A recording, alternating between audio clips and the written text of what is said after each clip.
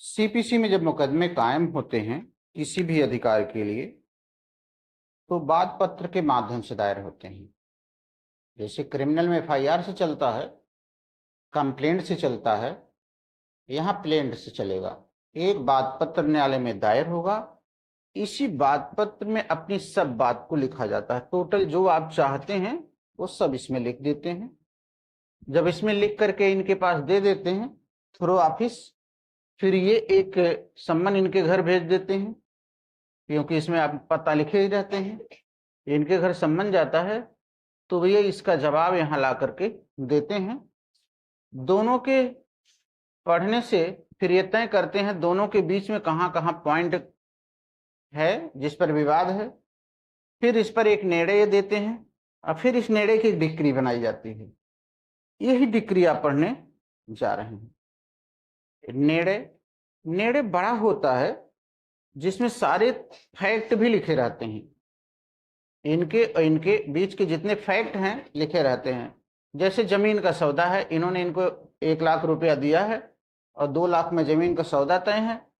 शेष जब 1 लाख देकर जाते हैं तो ये लेने से मना कर देते हैं और इनकार कर देते हैं। अब यही मौका है इनका मुकदमा लाने का कि हमारा या तो पैसा दे दीजिए या तो 1 लाख लेकर के जमीन लिख दीजिए।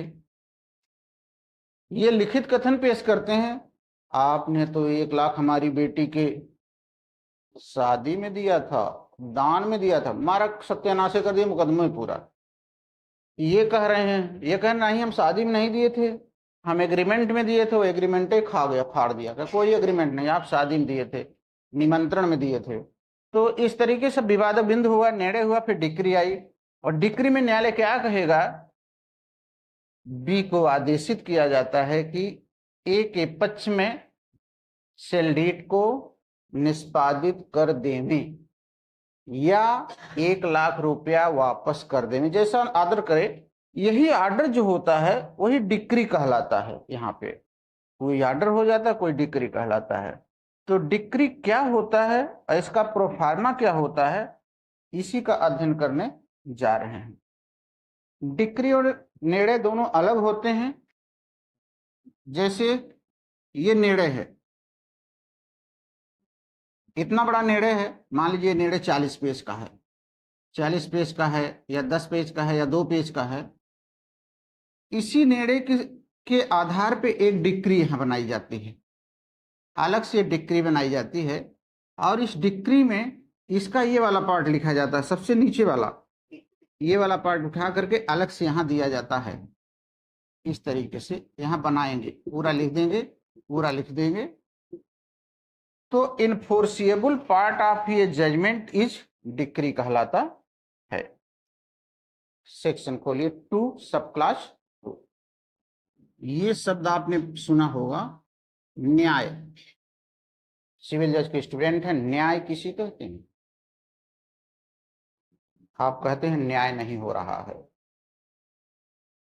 न्याय नहीं, मेरे साथ अन्याय। तो न्याय किसे कहते हैं? भारतीय संविधान प्रस्तावना में शब्द यूज है, न्याय किसे कहते हैं? बनाइए कोई परिभाषा।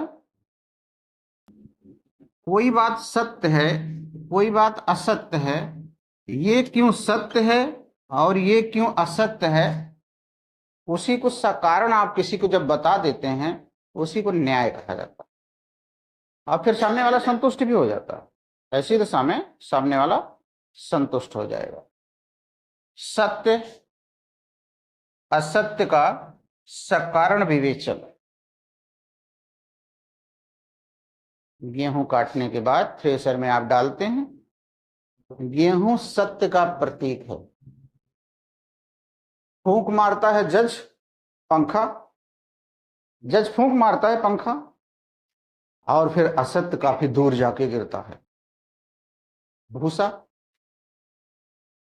असत्य को आप खाते हैं बुद्धि वाले, असत्य को जानवर खाता। इससे बढ़िया उदाहरण क्या मिलेगा? सत्य है गेहूं, असत्य है भूसा, उनको अलग करने वाला जज जो पंखा बैठा हुआ है, यही सारा कुछ कर दिया जाता है, उसी को न्याय कहते हैं। उस गंदे गंदे रहते, दोनों मिले रहते हैं। फिर उनको अलग से साफ किया जाता है। अर्थात कुछ हल्के गेहूं भूसा के साथ उड़ जाएंगे, वो गड़बड़ रहते हैं, गेहूं उसमें चले जाएंगे, और जब जानवर खाते तो उनके पेट से गोबर के साथ निकलता है, देखते हैं, तमाम चीजें हैं। तो सत्य और असत्य का सकारण विवेचन ही एक तरीके के न्याय कहलाता है। जब दोनों रहेगा तभी आप कहेंगे मेरे साथ न्याय हुआ है। आप बताएंगे आपने ये चीज किया है, ये चीज किया, यानी हत्या नहीं है, ये आपराधिक मानववध या आपराधिक मानववध नहीं है, हत्या है। अब इसी न्याय को जो है, जो न्याय किया जाता है और जो ये किया जाता है, ये वाला पोर्शन ये सब है और ये वाला पोर्शन ये है, ध्यान दीजिएगा। ये नेड़े ये किया जाता है, सकारण विवेचन जो कर दिया जाता है वो नेड़े रहता है और होता है इस विषय पर, ये न्याय होता है।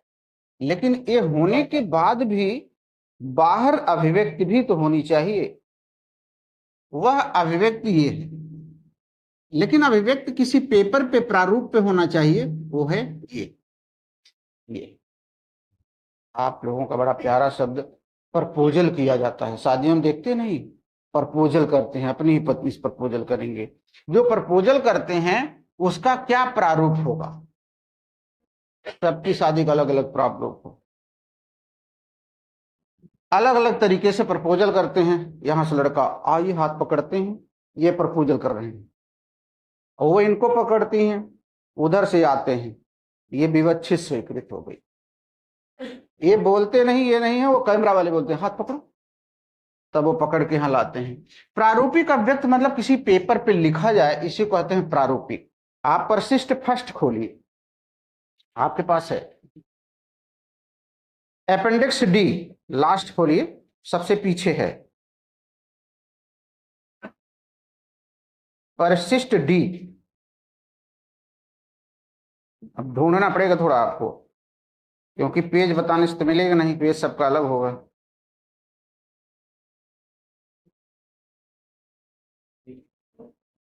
उसी में लिखा होगा ऑर्डर 20 रूल 6-7, मिल गया। दूसरे की मदद कर दीजिए जिसको नहीं मिल रहा हो।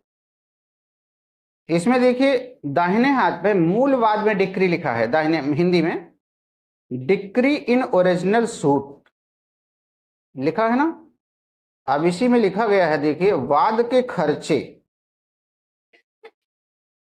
वादी की ओर से प्रतिवादी की ओर से उपस्थित इस वाद के आज तारीख को के समक्ष अंतिम निपटारे के लिए पेश होने पर आदेश दिया जाता है कि डिक्री इस वाद में खर्चे के रूप में सच एंड सच ब्याज सहित दी जाए। अंत में लिखा है दी जाए, लिखा है ना दी जाए शब्द, यही जो दी जाए है इसी को हमने आपको कहा, यहां यही है, ये वाला है, यही है दी जाए। इतना चीजें इनके द्वारा इनको दी जाए, जैसे दो भाइयों का बंटवारा हुआ तो उनको कहा गया इतनी चीजें आप इनको दिए, इनके द्वारा इतनी चीजें इनको दी जाएं, इसी को देखिए यहां डिक्री कहा गया है। को दी जाए, को मतलब जो जीतेगा उसको और जो हारेगा उसको, उसके द्वारा इतनी चीजें इनको दी जाए। जैसे दो भाइयों का बंटवारा है, जैसे जैसे बड़ा भाई सऊदी अरब में है और छोटा भाई घर पे है।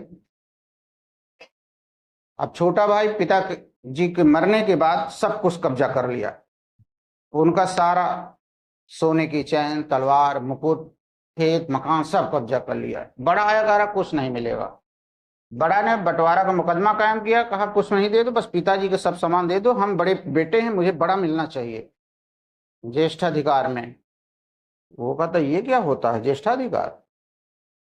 तो बताया कि ज्येष्ठाधिकार के अनुसार जो ज्येष्ठ पुत्र रहता कुछ अधिकार उसको मिलते हैं, वो चीज तुमको दो। नहीं देने को तैयार नहीं है, कोर्ट में जाएगा, जीत जाएगा ज्येष्ठाधिकार के नियम के आधार पर।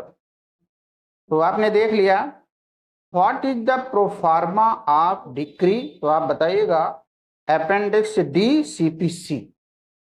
अपेंडिक्स डी सीपीसी में डिक्री का प्रारूप दिया गया है। ये वही प्रारूप है जो परिभाषा में आपको लिखा गया, यही प्रारूपिक किसी प्रारूप में होना चाहिए।